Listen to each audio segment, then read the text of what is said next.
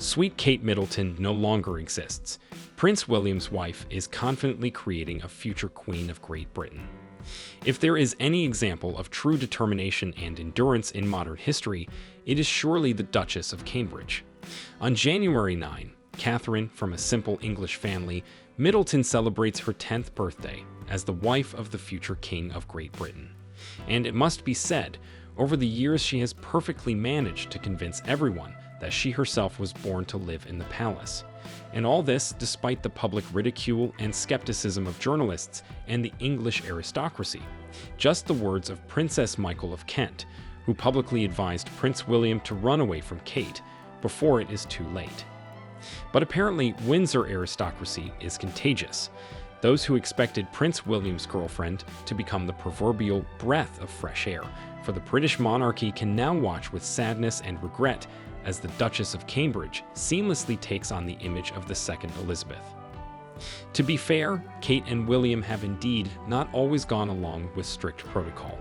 And yet all these liberties, from the wearing of jeans to emotionality in public, somehow come down to a private life of the Duke and Duchess, more and more carefully and jealously hidden. In the core issues of the British monarchy, however, Kate and William remain remarkably conservative.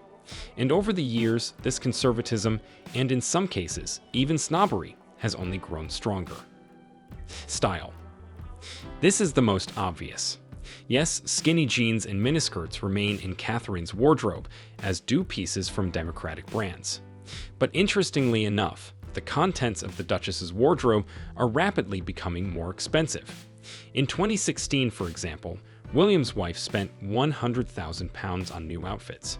In 2017, that amount rose to £119,000. In 2018, Kate spent most of the year on maternity leave, but she also spent around £75,000 on outfits during those total 6 months she showed in public. The representation of brands has also changed.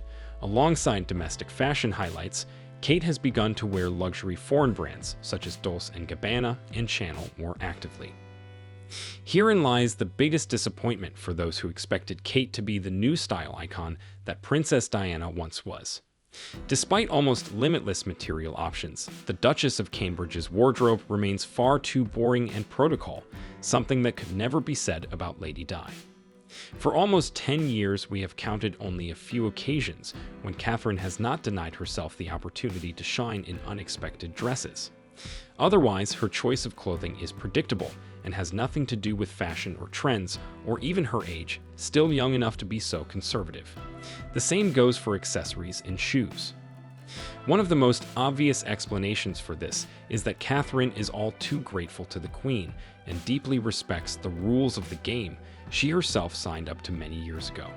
So unlike her infamous mother-in-law, the Duchess does not even think of overshadowing her husband in fashionable outfits and glossy photo shoots. Her outfits are an unmistakable tribute to royalty, which is impeccable and understated. Modern fashion has been reluctant to respond to this approach, but after all, it is high time we all realized that Catherine is not Diana, and that she wants to be a queen, not a star. Perhaps Catherine's only passion remains jewelry, exclusive, high quality, and of course, incredibly expensive. These are the pieces that will be handed down from generation to generation with the obligatory prefix from the collection of Queen Catherine. Children. Everything here is remarkable, from their numbers to the style of their upbringing. The Duke and Duchess of Cambridge understand that they are raising a new generation of British monarchs, so they make sure that their children will be a trump card in the hands of the crown from a young age. Babies George, Charlotte, and Louis have long been a means of manipulating public opinion. They are loved and adored not only in the United Kingdom, but all over the world. Not coincidentally, the two eldest children have already accompanied their parents on many strategic royal tours. One cannot help but remember how, at just the right moment for the monarchy, when passions were running high around Prince Charles on the 20th anniversary of Diana's death, Kate and William announced that they were expecting a third heir, instantly switching all the British media to themselves. The Dukes have thus become the first Windsor couple in decades to go beyond the two obligatory offspring, an heir and a spare. What's more, there's every reason to believe that the younger Cambridge couple will one day be four, as that's how many children Elizabeth and Philip, the couple Kate and William so jealously try to emulate, had. But all of the above is only a possible future scenario. But what about now? Without exaggeration, George, Charlotte, and Louis are the most popular children in the UK. Their influence on the public mind is not doubted even by skeptics. Once their favorite toy has accidentally been in the picture, it will be identified within minutes and sold out just as quickly. The same goes for baby clothes. It's no coincidence, after all, that Catherine decided to deliberately dress her children in the same thing. Shorts and a shirt for Princes George and Louis, and a dress with a bow in the hair for Princess Charlotte, all according to the standard scheme with an obligatory reference to the children's fashion of the first half of the Access century. As cynical as it sounds, the Cambridge children are being brought up not just to please their parents, but for future service to the crown. Conservative upbringing in Windsor style excludes the use of electronic devices, forbids throwing tantrums in public. Here Kate's method works perfectly, after all. However, we saw the prince and princess in tears just a couple of times.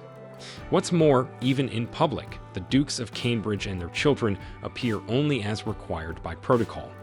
George always holds his father's hand, while Charlotte and Louis hold their mother's. The direct heirs to the throne must be by their side. And to top it all off, there's education. Here, interestingly, Kate Middleton's former democratism has also surrendered to the aristocratism of the Duchess of Cambridge.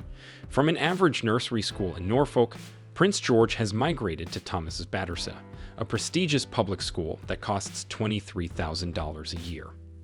Princess Charlotte joined her brother in 2019. Apparently, when the time comes, baby Louis will also join them. Behavior. If Princess Michael of Kent once advised William to run away from Kate, we think even she would appreciate today how quickly the Duchess of Cambridge has approached the image of a typical British aristocrat. Everything in her life now seems to be about family well-being.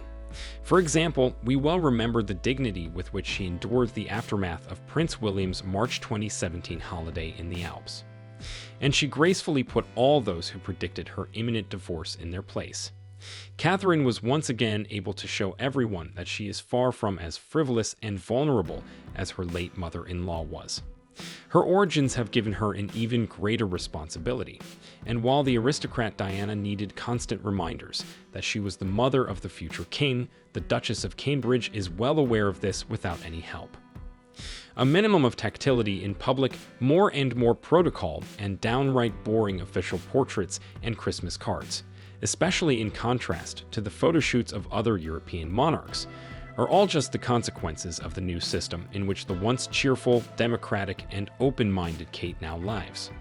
This was particularly clear during the royal family's Christmas service at Sandringham in 2017, when the Duchess of Cambridge made her first public appearance with Prince Harry's American fiancée Meghan Markle, who has struggled with the intricacies of protocol throughout her royal career. Kate and Meghan are from the same background, but apart from a few friendly tips from the Duchess to her future daughter-in-law on her way out of church, the wife of William has not given any reason for observers to start drawing any parallels between them. By the way, a year later, on 25 December 2018, the contrast between Catherine and Meghan became even more prominent. The Duchess of Cambridge looked like a thoroughbred aristocrat and queen-to-be, while the Duchess of Sussex looked like a perfect commoner. Judging by Meghan's embarrassment, she really wanted Catherine to help her and lighten the atmosphere of the event a bit.